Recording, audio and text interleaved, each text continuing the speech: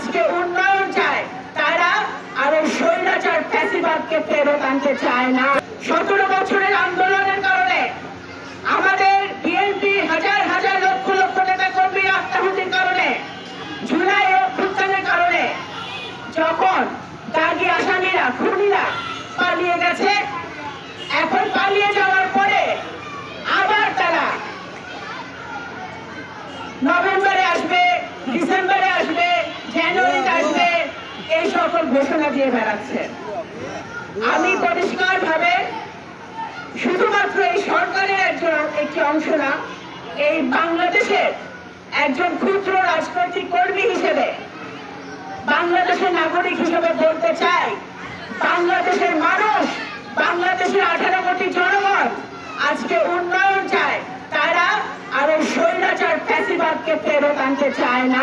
দেশের মানুষকে প্রতিদিন সুরক্ষিত রাখার প্রত্যয় নিয়ে সেফটি কেবলস সহ এলো সেফ সিলিং ফ্যান। অবশ্যই তারা ফেরত আসবে। ফেরত এসে যারা দণ্ডপ্রাপ্ত, যারা গুলি করে ছোট ছোট বাচ্চাদেরকে খুন করেছে, গুম করেছে, হত্যা করেছে, তাদেরকে, যারা আসামি, তাদেরকে অবশ্যই আমরা ফিরিয়ে আনতে চাই।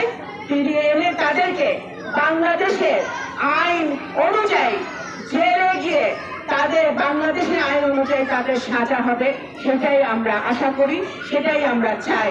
মাননীয় প্রধানমন্ত্রী জনাব তারেক রহমানের নেতৃত্বে সারা বাংলাদেশ আজকে উন্নয়নের দিকে যাচ্ছে। ওনার একটাই লক্ষ্য যে বাংলাদেশের মানুষকে শিক্ষায় শিক্ষিত করতে হবে, সুস্বাস্থ্য দিতে হবে, খাদ্য দিতে হবে, নিরাপত্তা দিতে হবে, আইন শৃঙ্খলা দিতে হবে, আইনের শাসন প্রতিষ্ঠা করতে হবে, কর্মসংস্থানের ব্যবস্থা করতে হবে।